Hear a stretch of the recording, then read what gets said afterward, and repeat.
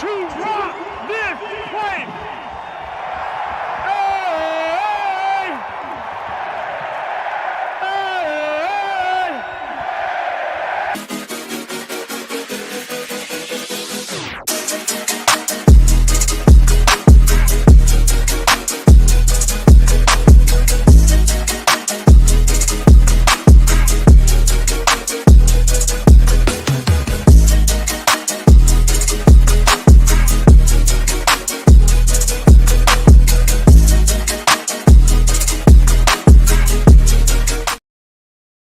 Welcome to the season 3 finale of the Buffalo Sports Conversation Room.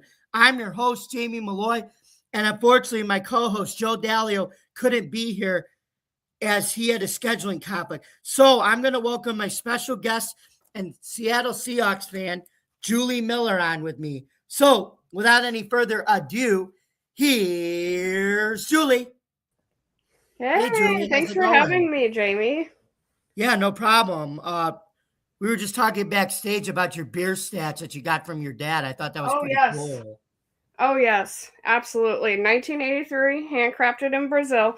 It was actually made by Avon, like the makeup people, which is kind of interesting, but it has all these different football figures, handcrafted, super cool. So I had to shout that out. My dad always finds these super cool, like, kind of nostalgic, antiques, I guess, of a football variety. And I was like, I have to have that. So, yes. Yeah, that's awesome. So, are you ready to start it off with the Saturday 4:30 p.m. matchup, the 12-5 Buffalo Bills, 14-3 Denver Broncos at Empire Field at Mile High? Yeah, let's go. This one pays me to do, but we got to do it, so let's do it. It pains me too. I don't know if that helps, but... On the Broncos' first drive of the game, Will Lutz kicked a 28-yard field goal to bring the score to 3-0 Denver. On the Bills' first drive, Allen passed the ball to McCole Hardman Jr. for a 4-yard touchdown on a 67-yard, 12-play drive, taking 7:23 off the clock to give the Bills the lead, 7-3. With 9:38 left in the second, Frank Crum scored on a 7-yard touchdown pass from Bo Nix on an 8-play, 6-yard drive, taking 3:50 off the clock to give the Broncos the lead, 10-7. With 2:17 left in the second quarter, Matt Prater kicked a 33-yard field goal to knot the score at 10-all. With 29 seconds left in the half, Lil Jordan Humphrey scored his second touchdown of the year for 29 yards on a 7-play, 11-yard drive, taking 1:45 off the clock to bring the score to 17-10. After a fumble from Allen with 2 seconds left in the half, it gave the Broncos an opportunity, for Lutz to kick a 50-yard field goal to end the half at 20-10 Broncos. With 11:39 left in the third quarter, Will Lutz kicked his third field goal of the game, this time for 33 yards to increase the Broncos score to 23-10. With 6:55 left in the third quarter, Keon Coleman, he finally showed up, right? Scored his 5th receiving touchdown of the season on a 10-yard pass from Allen to cut the lead to 23-17. With 13:29 left in the fourth quarter, Dalton Kincaid scored his second straight receiving touchdown of the playoffs for 14 yards to give the Bills the lead, 24-23. With 4:14 left in the fourth, Prater kicked his second field goal of the game, this time for 31 yards, to increase the Bills' lead to 27-23. With 1:01 left in the fourth quarter, Marvin Mims scored on a 26-yard touchdown from Nix to bring the score to 30-27 Broncos. With 3 seconds left in the fourth, Prater kicked a 50-yard field goal to tie the game to 30 and bring it to overtime. And Lutz kicked a 23-yard field goal to end the game to reach the AFC Championship game, 33-30. So, Julie, did you think that there were some problems with the refs' calls at the end of the game? I think we all had some skepticism about some of the calls the refs made. Particularly, I think we all know the infamous McMillian and Cook's catch. Yeah. Yeah. I was listening to Richard Sherman's take on this, and he was as shocked as everyone else. He said nobody ever gave me the benefit of the doubt because, or really anyone, because it always goes to the wide receiver, from that team. Like they always get the benefit of the doubt, and something like that, they never give it to the other team. So that's sort of unprecedented, I would say. I agreed with him, of course. That was a shocking. I mean, it has us all questioning what a catch is all of a sudden, which is not what I was expecting, not in my bingo card, but. First Des Bryant against the Packers about a decade ago. Now this. Yeah, no kidding. It's been a minute. Yeah. How did you feel about that? I thought that was totally a catch. And the funny thing is, if that was a catch, I think the Bills would have set up for the game-winning field goal, and Prater would have made it, and they'd be in the AFC Championship game right now, and McDermott wouldn't have gotten fired. They'd be playing New England right now. Pretty much how that turned out. Yes, I have to agree. At least they would have been. It's almost certainly a touchdown for sure if they had given him that. Or the game-winning field goal, yeah. So yeah. Right. So disappointing. Yep. And what did you think about Josh Allen having another great season, and then it came down to this, sadly? I'm not a Bills fan, but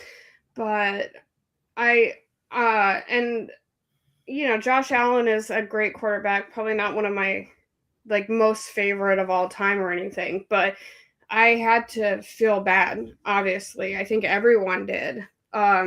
And just feel I'm impressed. He was the MVP last year. It's kind of hard to not see how impressive he is. It often feels like he's carrying the team, doing everything for the team. What was there? I believe in one of the interviews before the game, he said, if everything hurts, nothing hurts. So nobody can say that he's not a tough cookie. He went in there with all types of injuries and got beat up, and he's always putting his body on the line. So I certainly felt like you can't ask a whole lot more from him. I mean, maybe a little less turnovers, but even then, I mean, the extenuating circumstances, it made sense to me. But that's why, like I said, they changed their offense in 2023 when James Cook took over, to be more of a running team to protect his body. That's why they run the ball more. So, but it felt like I'm trying to remember which game it was that he recently got pretty hurt because he did the hero ball again, and then it didn't end that well. I think there's always a time in a quarterback's life when they realize that they don't recover like they used to. And you got to slow it down a little bit. I think he might be getting closer to there. But I mean, he's so huge. He's like a tree. So it makes perfect sense that he just kind of bulldozes through people and can move surprisingly fast. So yeah, but here's hoping they actually give him some more pieces to work with, because when a quarterback is expected to do it all, that means that there's significant team problems.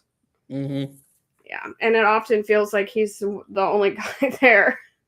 I mean, now James Cook, of course, I have a great appreciation for what he was doing, but you can't have a running back and a quarterback, and that's it. And do you think there was anything that Buffalo could have done differently in this game to win it? Probably. I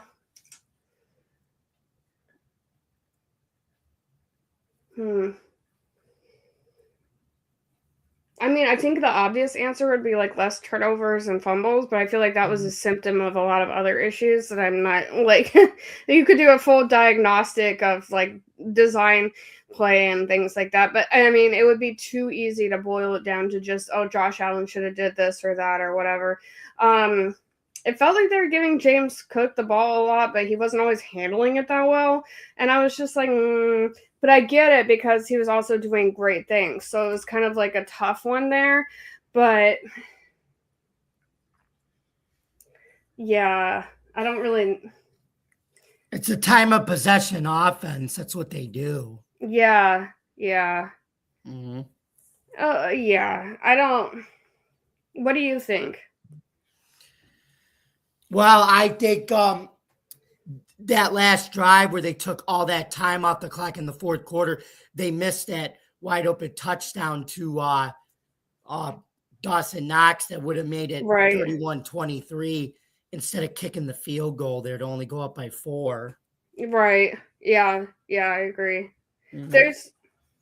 There's a few plays that could have gone differently, but you could also say that for the refs too, obviously. So right. like It just seems like throughout this whole era of McDermott, like McDermott was, I don't get me wrong, he was great when he took over, but it's like they had so many games like that where you could just nitpick everything, but I'm not going to do that, obviously. So no. Yeah. And what do you think about this? This is, I didn't find this out till after the game was over, so this makes the loss even more devastating.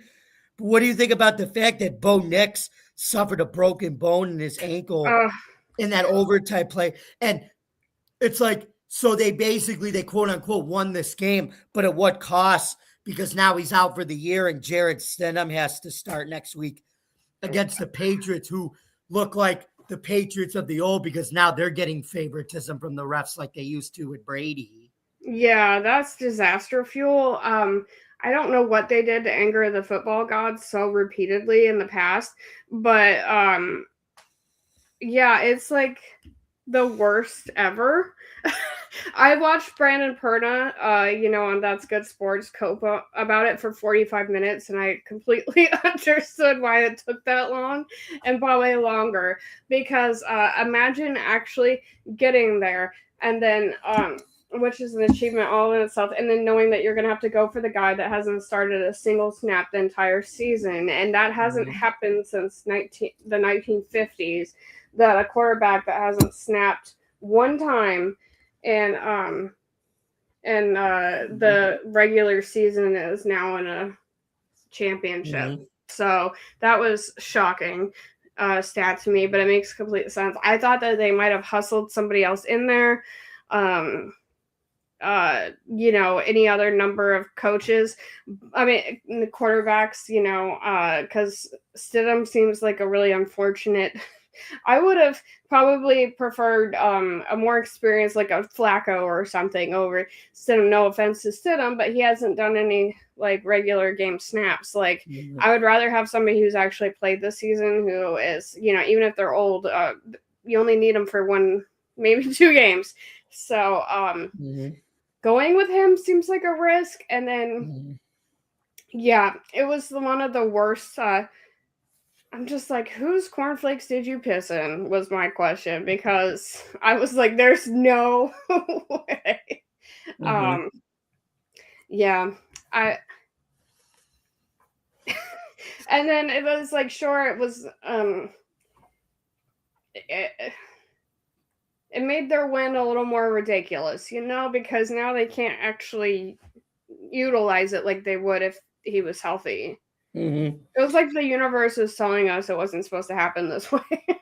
Right. The one thing that Jared Stidham actually, one thing about him though is the Patriots are his former team, and he was Tom Brady's backup for a little bit.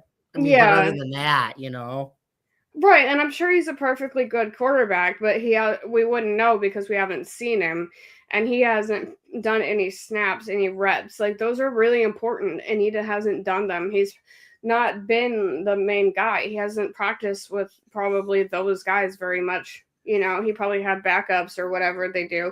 And so I'm like, this seems so risky. It sounds like an utter disaster. It would be like if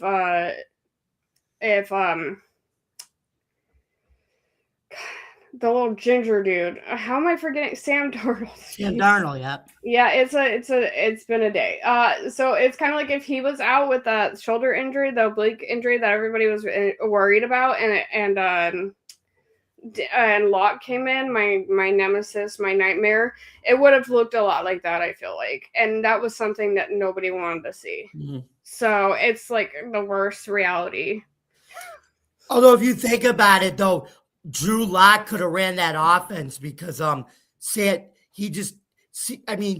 Darnold basically was a game manager in that offense, and that's all Drew Lock had to do in that game. You know, I would say you're right, but was it? No, it wasn't last season. It was the season before that. I believe it was the season before that when he got a lot of reps, and it was just absolute nightmare after nightmare after nightmare. Mm-hmm. I think he covered like 6 games or something like that. My memory is not on par tonight totally, but I remember it took him like 3 or 4 games to get there, and it was absolute torture. It was like it was watching like a middle schooler out there for like it was just total pain. And then once he finally got it, it's like something clicked and he was really good. But the thing is it took him a few weeks to get there and we don't have that. And so I was like, are we going to see, I was certain since it happened last time that we would get the Drew Lock fresh off the block look. And that is a nightmare.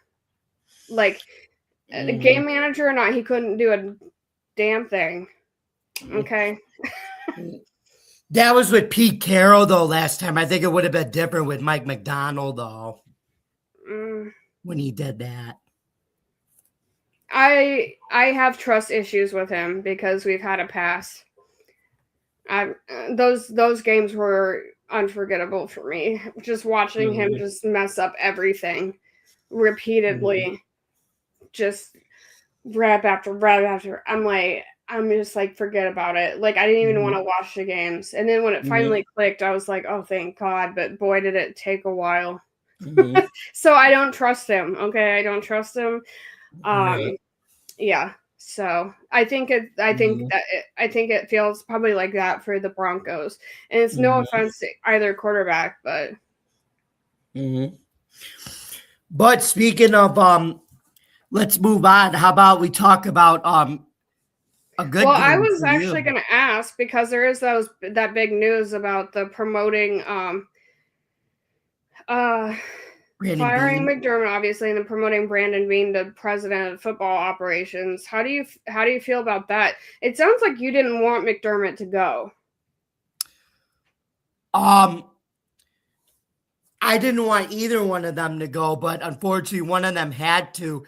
And I think, like I said, it was a power struggle, and which Brandon Beane won. But I think what happened was McDermott wanted to keep getting the same type of players for him. But I think Brandon Beane was saying, "Look, we need to win a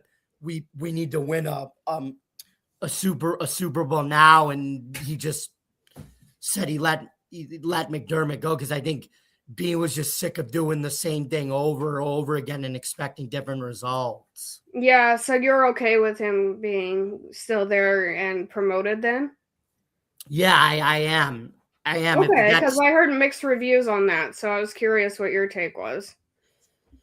Yeah, I did. Like I said, the coach, like I said, is important, but I think in this situation, like you got to remember, the GM is almost like the owner, except the GM gets to pick the players, and the GM has a box like the owner does, and they're watching what's going on in the field. The coach is just on the sideline, but the GM can see the whole shooting match on the field with the owner. So that's why I think it was easier to keep Beane, because he's watching more what's going on with the players, and the coach is just coaching.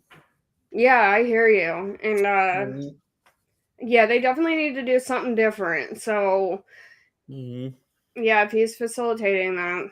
I did not realize McDermott was only 51. Those 51 years have been hard for him. That's a hard 51. I mean, yeah, he only had to be a defensive coordinator for Carolina, where he had Thomas Smith and Luke Kuechly, right? But still. Yeah, I don't know if it was no sunscreen or something. Maybe it was all of the rain over or snow, but boy. But guess what? Guess who he had to deal with then, and he doesn't have to deal with now? Cam Newton. Cam's a big personality. Yeah, maybe that aged him because dude looks like he's in his 60s. But don't forget, Brandon B was the assistant GM when they drafted him in Carolina. So Yeah.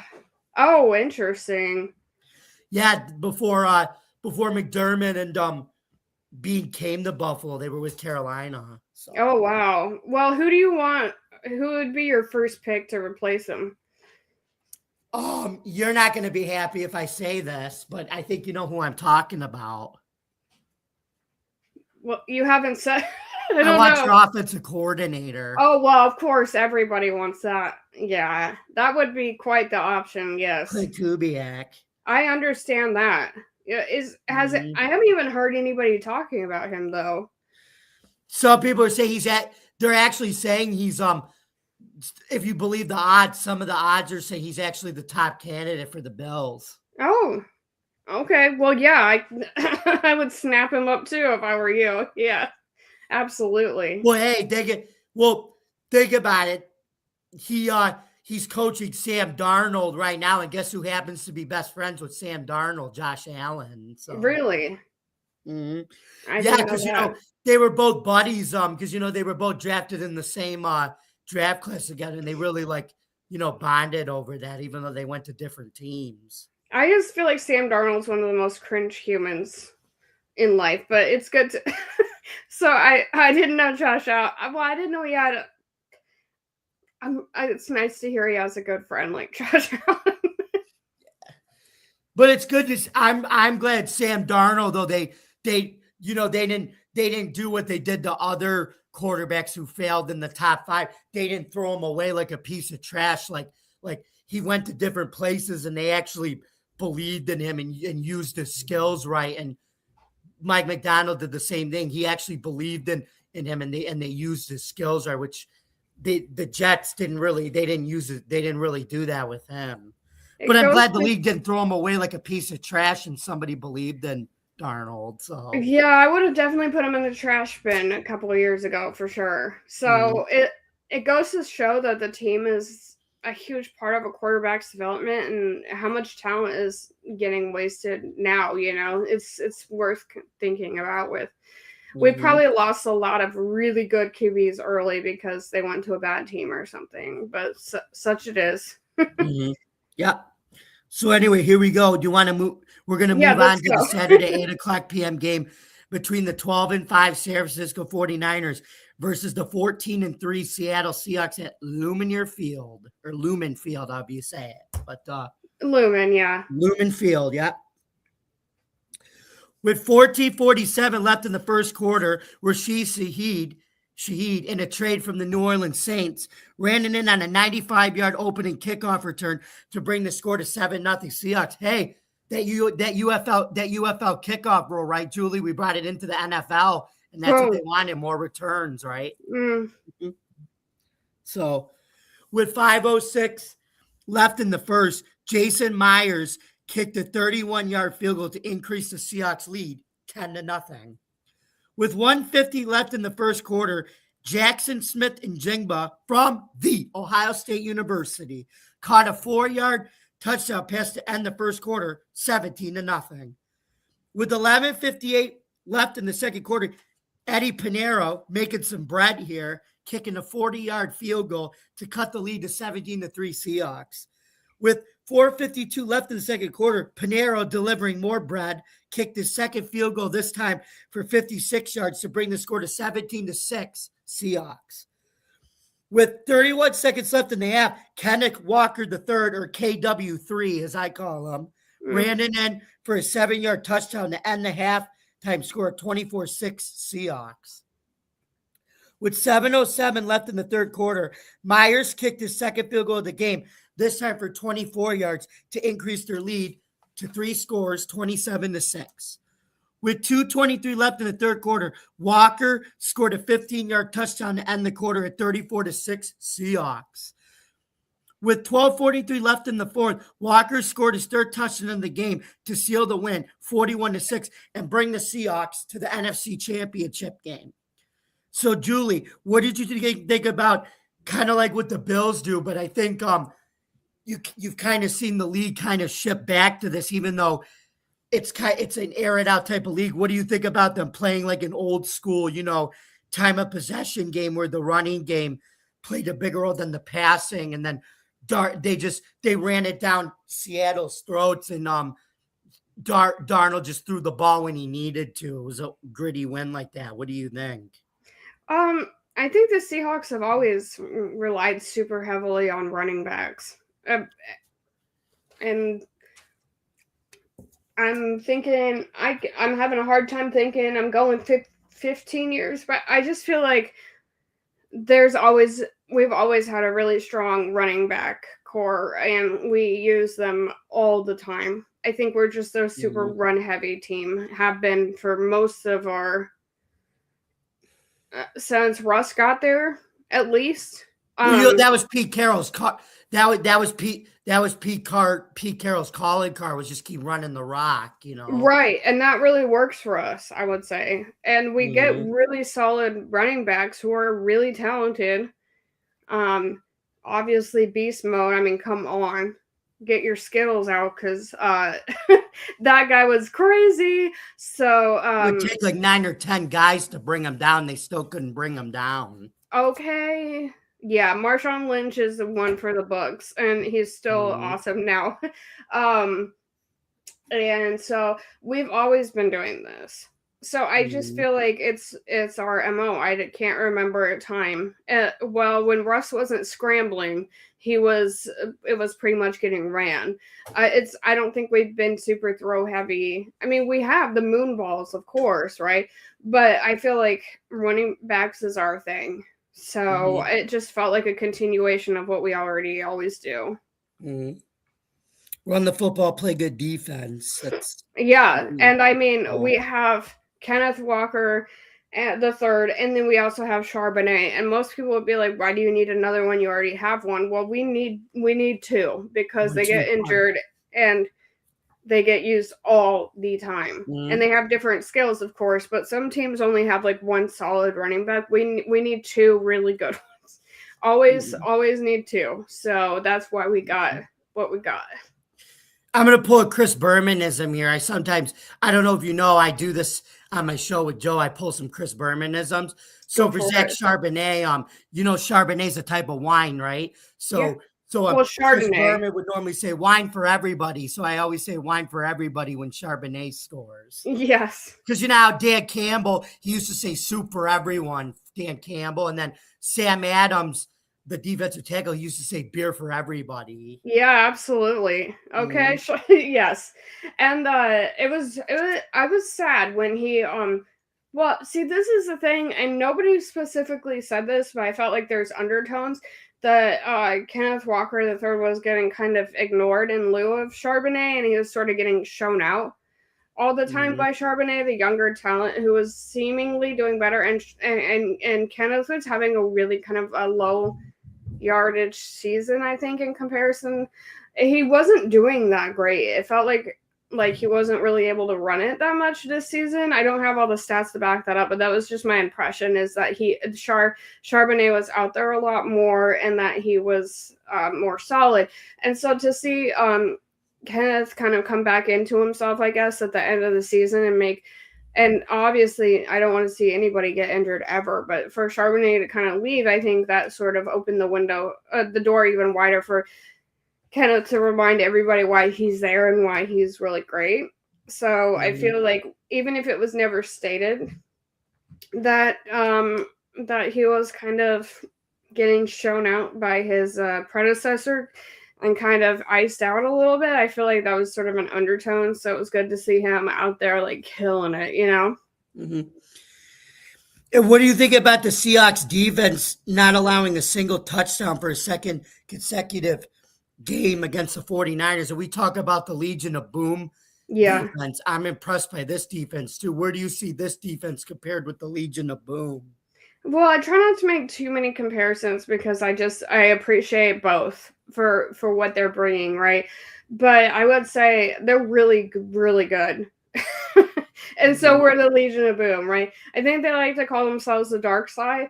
Um and so oh my god, I was kind of worried that they were gonna break Purdy into half because he's kind of a smaller guy, and I just thought they were gonna snap him like a twig because he was out there, and for a team that can make anything happen with their hospice crew of like glued together players. I was shocked that because they got there in the first place with a hospice team. They always seem to be able to make something out of nothing, but That's it Kyle just was. Shanahan for you. But go Yeah, ahead. but not today. Okay, not last Saturday. Let me tell you something. They got nothing. I haven't seen Purdy so frustrated with such an inability to get anything going. In a minute, it felt like it was extremely pronounced at this point. And I mean, McCaffrey was like super upset on the sidelines.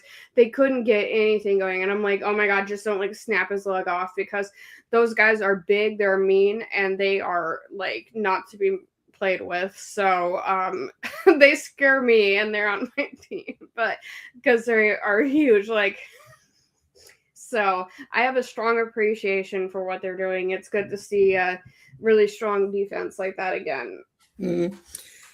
And do you think that Sam Darnold will be able to carry his turnover-free game next week against the Rams? Because the Rams have a pretty good defense too, with another head coaching candidate and defensive coordinator Chris Shula, Dave Shula's son, Dave Shula's son, Don Shula's grandson, and Mike Shula's nephew. Right. Yeah. I don't know. Like, again, you mentioned before that he's just a kind of a play manager. I don't know that we couldn't do the same with someone else. If it's not obvious, I'm not married to the concept of Darnold. He's not going to be our franchise quarterback. I don't feel like he's just kind of here. It's the energy that I'm getting for like a couple of years until you get someone else, I feel like. And so, he doesn't even throw that much anyway. So if they just rely on the run like they do now, and he just like pulls it together, who knows? But what I'm saying is even if he has his moments like he's prone to do, he does have those moments.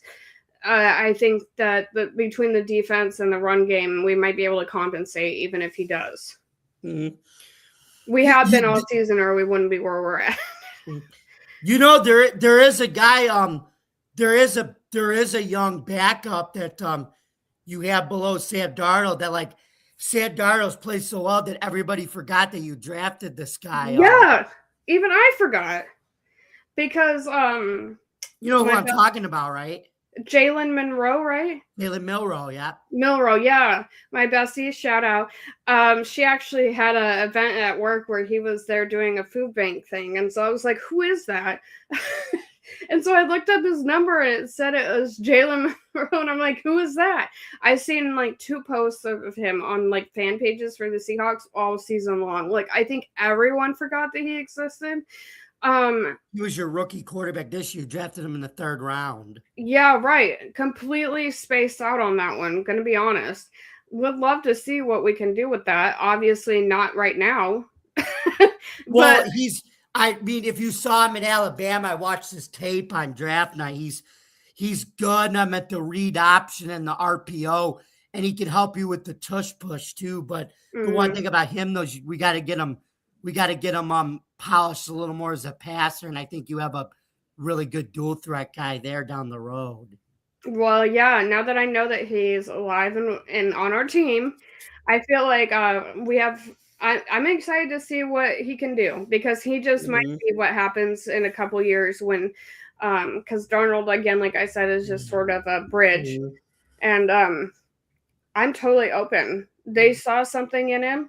3rd round is not that low, and you can be a Purdy if you want to be and be the very last guy. So I don't think that's a disqualifier. Would love to see if he's going to be like that franchise guy. Why not?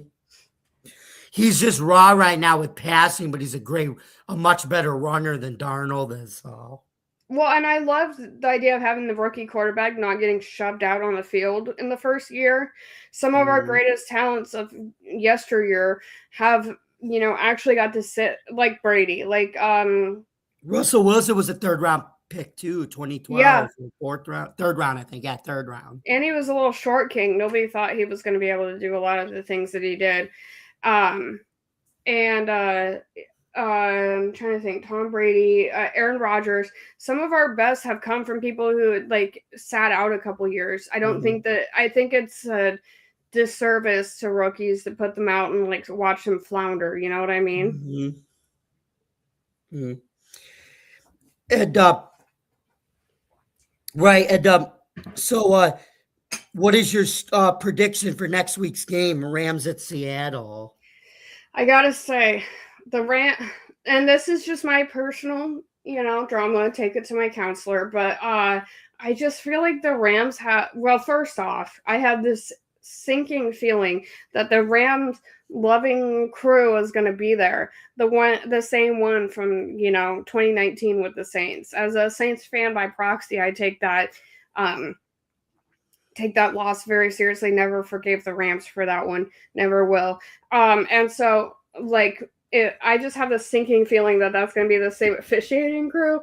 I could just be imagining that. And then the Rams, it feels like they're always beating us, always better than us in the past. And so I have a little bit of a complex with both the 49ers and the Rams because they're usually finding some way to get one over on us, right? And so I feel like they have some kind of kryptonite. Maybe they have voodoo dolls of us. I'm not really sure. But I feel like if any team was going to like whip it out and somehow be able to do it, it would be the Rams. They seem to know all of our vulnerabilities and somehow are able to prey on it. They shouldn't even be where they're at now either. So I guess I have a fear because of the past. That they'll be able to find, somebody will be out there stabbing the doll somewhere like they did with Mahomes. And so I guess I just have I really wish it would be anybody but our division rival who knows us better than anything and can usually make something out of nothing too. At least you pounded San Francisco pretty good though. So, I mean, we'll see. You're right. Because I could kind of see that again because they were playing hospice ball. They probably were collecting fans on the sidelines to bring them onto the field because they didn't have enough people, in Seattle.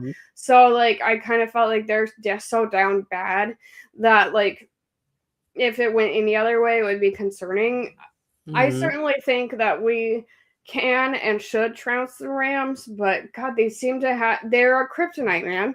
So if anybody's going to get us, it's them, I feel like. And so I do have I have a bit of a concern there, yes. But I think this just might be our year because that defense, oh my God. So I think they might just like really scramble what's his name? Stafford's spine. Okay. They'll give him back problems he won't forget, I feel like. So because I know he has a lot of issues with his back. I think that giving Byron Murphy might just fix that for him for life, right? So like I'm a little concerned about his well-being too. But again, would wish it was. I wanted the Bears to win so badly because one, I like watching Caleb Williams play. He's so talented, but then also just anyone who doesn't seem to have this like kryptonite power over us would have been my pick. I could see them sneaking something with those refs, a little ref ball in there. They get whatever their little thing is that makes them succeed, and somehow they try to make some magic there, and it's going to piss me off. So I'm really hoping that doesn't happen. What do you think? Who do you think is going to steal that one? Man, I love to see the Seahawks do it and then win the Super Bowl, and then Clint Kubiak brings his Super Bowl ring as an offensive assistant to the Bills when if he gets hired. We'll see. I like how you think. Mm-hmm. McDonald seems to, he's my birthday twin, by the way, so we're cool. Day, not year, Mm-hmm. of course. And so like he seems to be able to bring in pretty good coaches. So like I feel like if Kubiak left, like we would find somebody else pretty great. So Mm-hmm. Mm-hmm. Now, moving on to everybody's favorite topic, NFL coaching hirings and firings. yeah, we talked a little bit about that just with the Mm-hmm. Bills because y'all are one of the biggest like openings right now. So talk about like important, right? Josh Allen, yep. Yeah. Oh my God. When he cried, I kind of almost did. And then when Dawkins cried, I think a little tear did slip out because I can't handle. It made it. I think that's great because no, but I mean they've tried not to nitpick, all the things that they've gone through, the Yeah. 13-second game, the um excuse me, the 13-second game, Tyler Bass missing that field goal, Yeah. Josh Allen getting robbed on that tush push that should have been a first down, and Right. now this. And I think it just finally, it just built up that enough And was it's been enough. so They just let close. it out. It's been so close for so many years.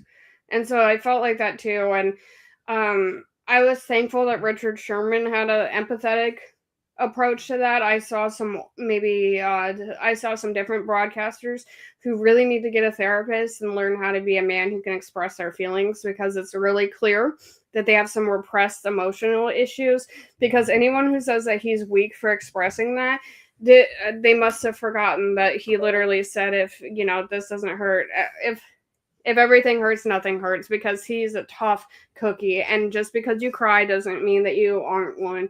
And so I was really alarmed to see the lack of emotional competency from so many individuals. But I think like regular, normal, healthy, happy people were were able to empathize with that, and were like, it's so clear like how much it means to him, and it felt horrible to see how much he blamed himself for that. Right. Yeah. And So I call those people, those are fake alphas. They're trying to be alphas, but they're not. Yeah, the Andrew Tates of the world. Like, tell me that you don't know how to talk about your feelings without telling me. Right. Yeah, but it did seem also maybe it was older folks. So hopefully younger gentlemen out there are seeing that like this is okay. I feel like we've seen more men crying in the league lately. Love that because we don't want that repressed and you beating your spouse or something like that. We like when people express it in healthy ways like crying, okay? So like, let's keep that up, right? But I was glad to see a lot of people are like really supportive of that. And so I hope I really hope that this next year that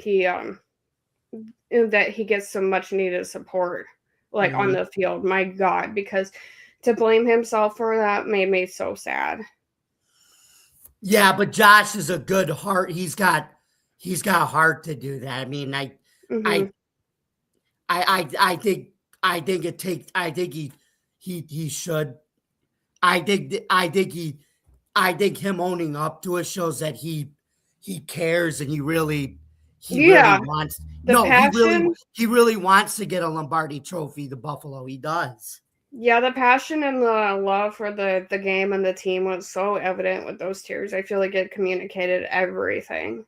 So, yeah, you want a quarterback that's willing to cry over a loss, okay? Right.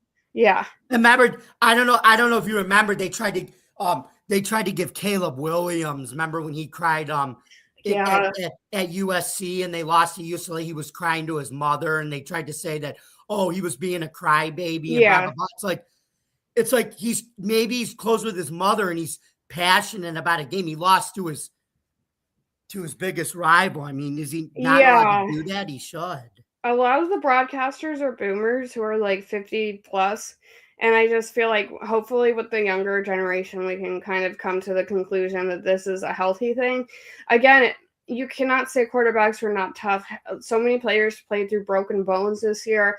Like, just because they might express themselves doesn't mean that they're like somehow weak or whatever. I think it's a really good thing. Hopefully, boys and will see this, their role models actually expressing. Hopefully we can get past like this kind of a road bump. And Caleb, those guys, like I said, they were from a different generation where that wasn't acceptable. That's why. Yeah. And so we perceive it as just weakness. And I'm like, well, good Lord, I hope we can leave that behind, because y'all decide, because a lot of men use anger because it's easier to, instead of actually being in terms enough to cry. And I think anger can be very dangerous, especially when you're a huge man. So I'm all about like this. I think this is great. I love Caleb Williams. I loved his pink nails from the start. He's great. And we need more like him. So. Yeah. So let's start with the hirings. So what did you think about John Harbaugh going to the Giants? Well, I'm like, anything is better. I mean, not that I didn't hate Daboll. Okay. I think the New York teams are like cursed, like along with the Broncos. Apparently, they seem to have like these really awful franchises that are like just like the worst ever, like culture going on ever. And so I'm really hoping, if I were to say someone who could clean that mess up, I would say it would be Harbaugh. He's extremely experienced. He's got so many years, and he has great leadership. And I just feel like if anybody can go in there and try to like clean out the trash, who else besides Harbaugh, right? I feel like you're going to need that kind of like strong experience, right? So like I was excited. I know some Giants fans, not so much. But I mean, he's probably one of the best options by far. And yeah, if not him, then who? And certainly I think he has potential to at least it may not be great, but it'll be better. Hopefully. Yeah, and Giants fans, it's damned if you do, damned if you don't. I mean, if you can't get up for John Harbaugh to be your coach, you're never going to get up for anybody. Yeah, I think there's a lot of trauma there from having so many bad coaches and such bad team management and stuff like that. I feel like they find it difficult to get excited about much. Daboll actually recommended that they got Harbaugh when he was fired. I don't know if you knew that. I heard a story about that. No, I didn't, but yeah. And you know what? The one thing I actually give Daboll credit, though, is like I said, I'm a Bills fan. And obviously everybody knows what he did with Josh Allen. But the one thing I think he did do, though, is he made that job more attractive for a Harbaugh to take it. Because when he took that job, everybody's remembered Joe Judge was horrible. Remember when he was with them? I remember. And Daboll took that job to at least, give him respectability. And even though his record wasn't that good, he did actually have them in the right direction. And after 4 or 5 years, he made it attractive for a Harbaugh to take it over.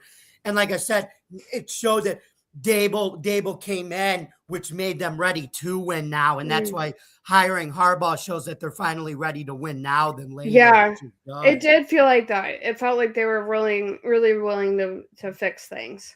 Yeah. And what about Kevin Stefanski heading to Atlanta? And here's the funny thing about Kevin Stefanski. This is really funny. This is his second head coaching job, and he's still only 44 years old. How crazy right. is that? Why are people always rushing to get him? Why does he have such a reputation? I'm not quite sure I'm getting that. Offensive mind in Minnesota. He's actually he was a good offensive coordinator. He's got a good offensive background. Yeah, but I mean, is it really that impressive in comparison to some of the other options? It feels like pretty on par. Well, hey, they saw his they saw his 6 years with the Browns and said, hey, the Browns may have not been that great, but he actually provided them stability, though. He actually lasted 6 years with them. I guess.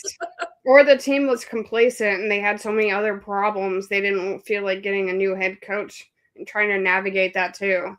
Yeah, but that defense, though, was just as good as any team in the league, though, with Schwartz. If you think about it, that's what kept him around.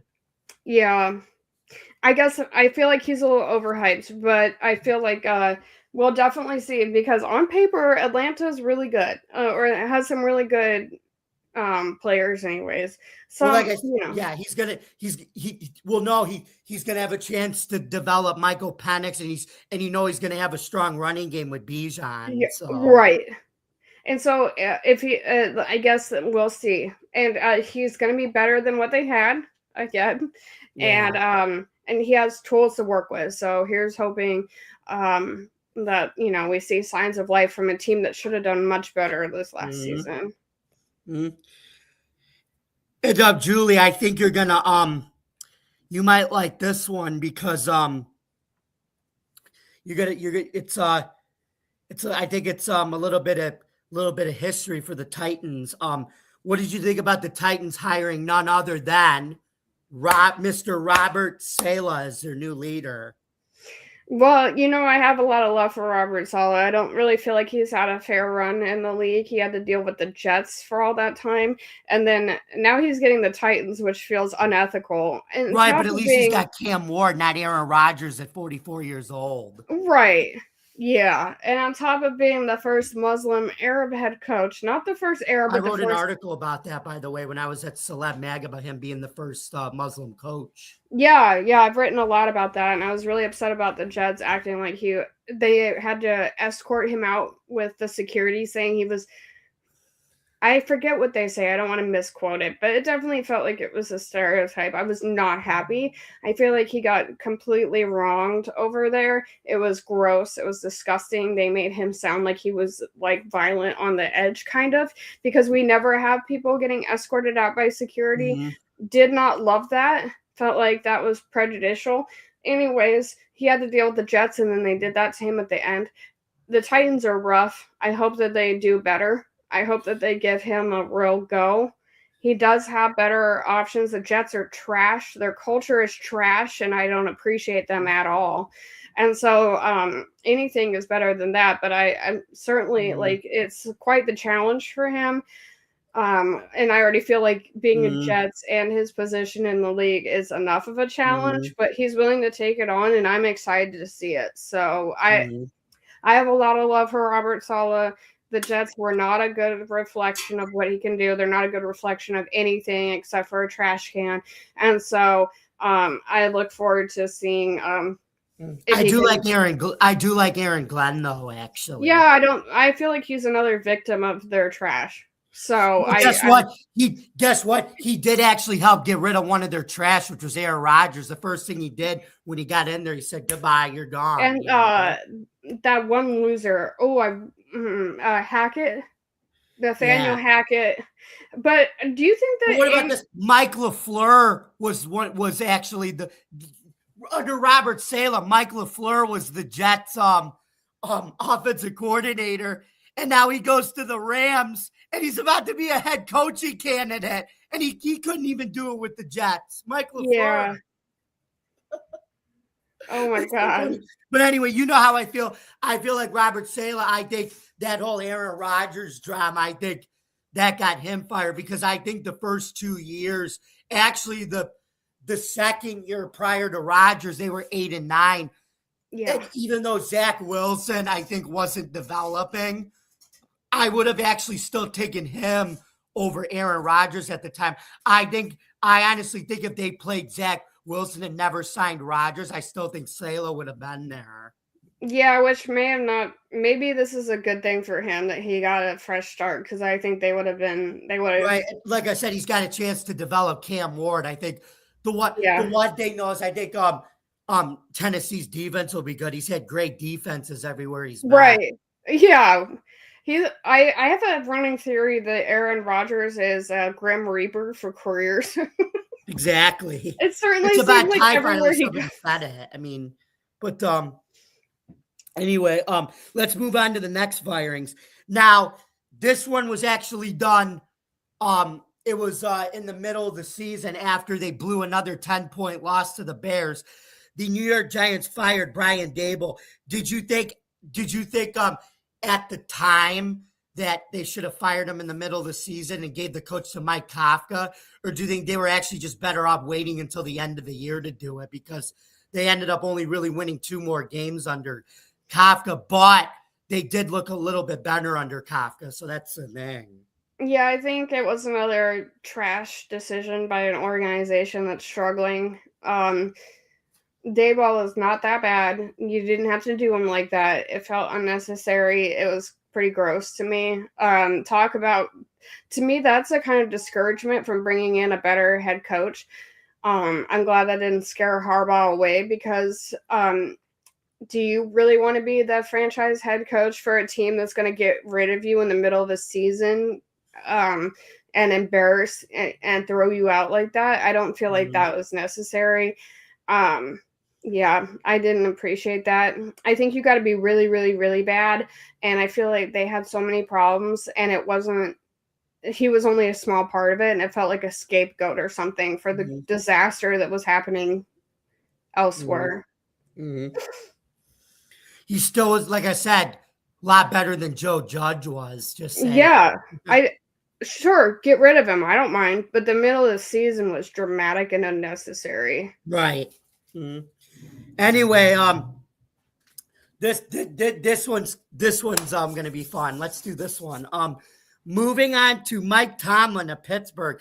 Finally, after 19 years, the dude resigned because as a way to not get fired. Yeah, resigned, step down, escorted down the steps. Yeah.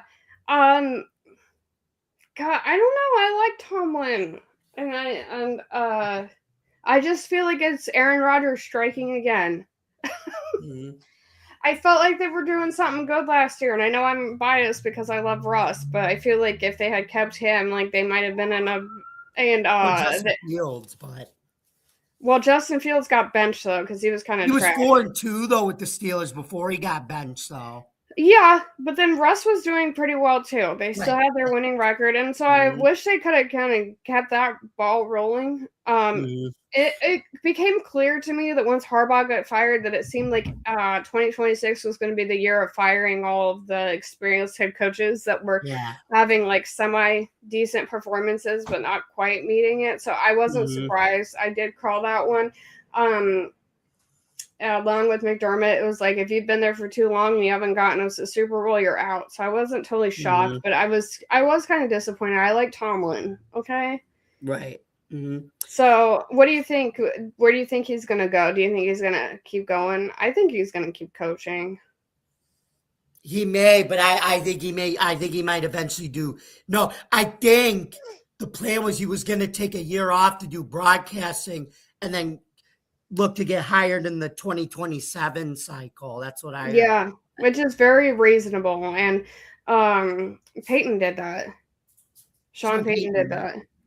So it's like, yeah, that makes perfect sense to me. And after getting grim reapered by the career stealer, I might need a year too, because that would be rough. Do you have any replacements in mind for the Steelers? Maybe I don't know. I'm really alarmed by where they're at. Because what's their plan for next year? Like, I just feel like, and who's going to be their new quarterback when Aaron bites the dust, if he's not already? Like, he only signed a 1-year deal, and it's the reason why that's why Justin Fields and Russell Wilson left last year. They were only on 1-year deals, right? So like, I feel like they're going to be rebuilding for a minute and then throwing on the new head coach. I don't know. I mean, like, because you don't even know what you're working with, right? I mean, are they going to draft a new quarterback? Do they have somebody in mind? Like, it just seems like they have a lot of decisions to be making. Yep. And what about Pete Carroll from the Raiders only after a year? Was that justified? Yeah, things didn't go really well over there for him. Yeah. So, but don't be talking about Pete Carroll now, and don't be acting like that's a reflection of his coaching talents as a whole. I'm getting really tired of people saying, oh, Russ is trash because of 1 year here, 1 year there. You don't get to say that, okay? They had a really fantastic career, Super Bowl winning. I don't need to hear that because when they're old, that they didn't have a good season somewhere that was already a dumpster fire before they got there. Okay? Mm-hmm. So don't be talking about no Pete Carroll or no Russell Wilson up in here. Mm-hmm. Man, I that can't being believe said, I don't know Pete Carroll if still has his energy at 70 years old. His energy is like yeah. contagious. I think the issue is that he wasn't chewing enough gum. So I think they need to work with that and maybe get him a brand deal or something so they can afford his gum habit, because I feel like that was part of the problem. I just don't know at his age if he's going to be like how much he can't, because he can't be like a long-term coach. He can only fill in certain places, and I don't know if that's his forte because he was with the Seahawks so long. I just don't know if he can hard to say, but he's got more energy and better health than half the league, players included. Right. Just ask Gus Bradley and Brian Schottenheimer's former assistants. You know, I mean, just ask Brian Schottenheimer. Look at what he does with the Cowboys. He does the Pete Carroll thing. He goes, CeeDee Lamb got a touchdown. Then I'll go, yeah, George Pittman got a touchdown. Yeah, where do you think he learned that from, right? Right. Yeah. Or Gus Bradley with the Jags when he used to do "We Believe in Victory." Again, same thing. He learned that from Pete Carroll, right? Yeah. So I don't know if he's gonna be somewhat. I don't know if maybe he should take all of that energy and skill and experience somewhere else. I'm not really sure. I have another one too. Jonathan Gannon from Arizona. Was it time for him to leave? Yeah, I think so. I'm sad by what's happening to Harrison Jr. over there. I don't know what's going on over there either, because it's sort of like Anthony Richardson in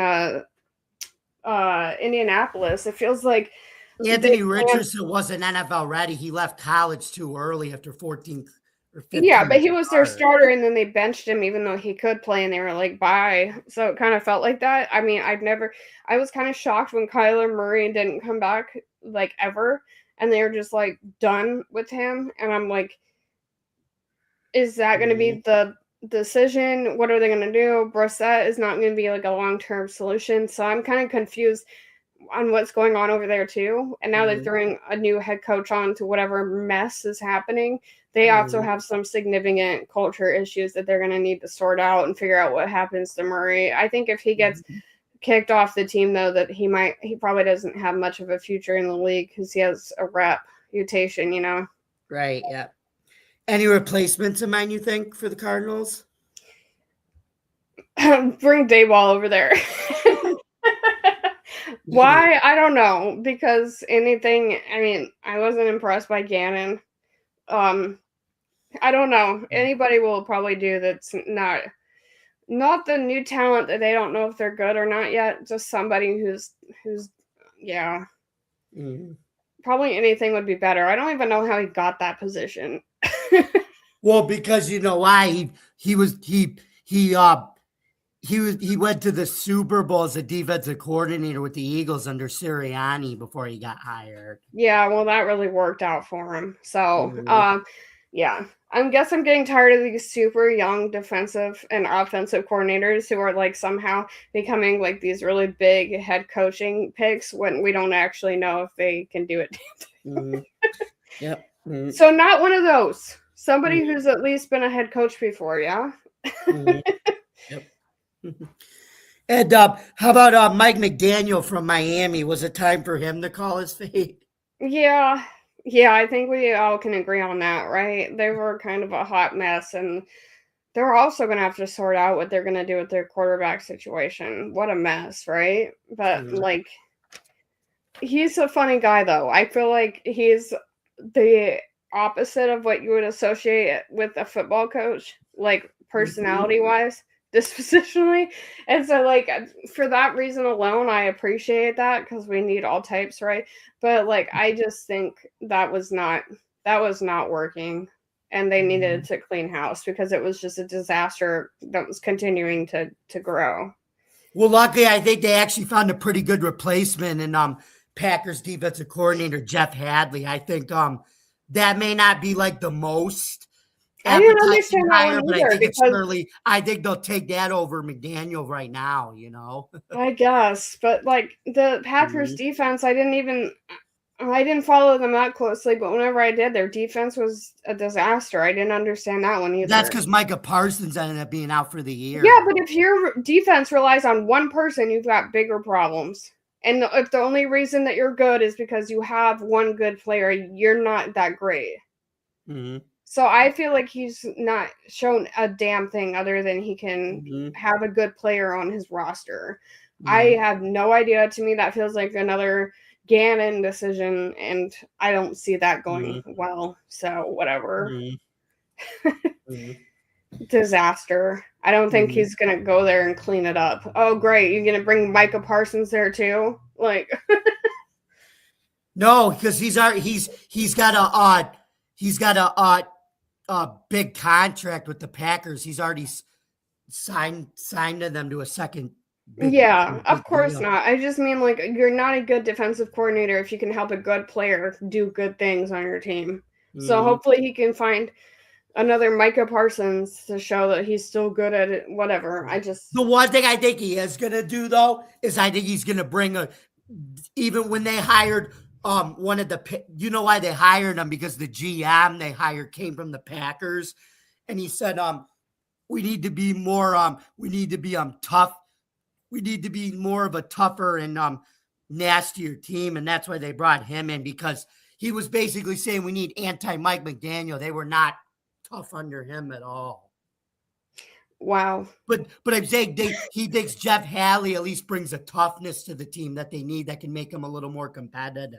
Yeah, I see that going down in flames, but we'll see if that prediction Yeah. stays. Mhm. I'm just glad he didn't go to the Titans because our good friend Mhm. Jay is a Titans fan, and I didn't feel like he deserved that kind of a punishment. So, Yeah, but like I said, Robert Sale will make them a tougher team to play against, I think. yeah, I love that They pick. may not, I Or don't think they're going to win right away, but they'll be harder to play against, under him. yeah, no, the Titans are lucky. Salah not so much in that situation, but Mhm. I didn't want to see the Titans pick that goose egg if they didn't have to, just for Jay's sake. Mhm. Yep. And what about Raheem Morris from the Atlanta Falcons? Did you see this coming? Another disciple from the Sean McVay tree. Yeah, for sure, because on paper at least they have good players in multiple positions. It just didn't make Yeah. sense. And so for whatever reason he wasn't Mhm. able to bring out the talent that was there. They needed to Yeah. bring somebody else in there. Yeah. But what about the fact that at least his first two seasons were 8-9, but at least in his second year, it looked like he finally started building the defense, because that's where Atlanta was having problems. And he had the defense, I think, going in the right direction in his second year. Yeah, not everybody's meant to be a head coach. I think that's one thing that Mhm. we can all reflect on. And then Right. also, maybe he just needs a change of scenery because I'm not sure that he's a bad coach. I just think that that was not his forte. That He's was a not, good defense. No, he's a really good defensive-minded defensive yeah. coordinator. He But is. their offense was trash, and that's where they needed more. Yeah. So I think Mhm. like his days there were numbered, and that was a good choice. But I wouldn't say that he should never try again somewhere else. Like maybe that just Right. wasn't the fit. Mhm. Um, well, it looks like we come to the end of our show. So, and we wanted to let everyone know that this will be our last Buffalo Sports Conversation Room show for season 3. We will be back at the start of the baseball season for season 3 of the Subway Conversation Chat, and we'll be doing season 4 of the Buffalo Sports Conversation Room starting next fall. So Julie, where can we find you in the social media world on Tuesday, January 20th, 2026? The one day after college football just ended. Yeah, yeah. Go Hosiers or whatever their name is. Uh, I cannot stand college football. Um, but yeah, go Hosiers. If that's how you say it. Anyway, Hoosiers. Yeah. yes.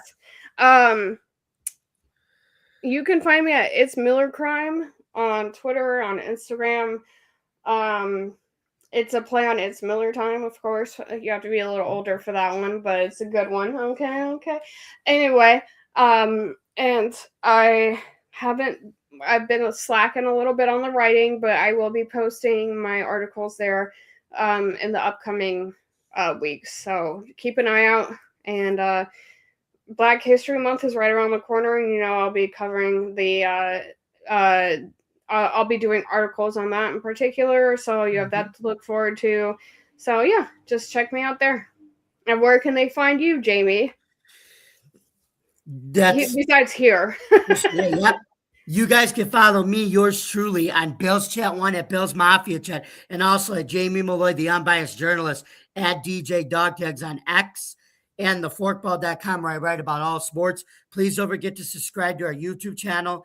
Don't forget to like, subscribe, comment, and ring the bell for all notifications. For more content on Driving to the Top Productions, you can visit our YouTube page, Twitch stream, Facebook stream, X stream, wherever you get your podcasts. Thank you very much for listening. Let me see. Hold on.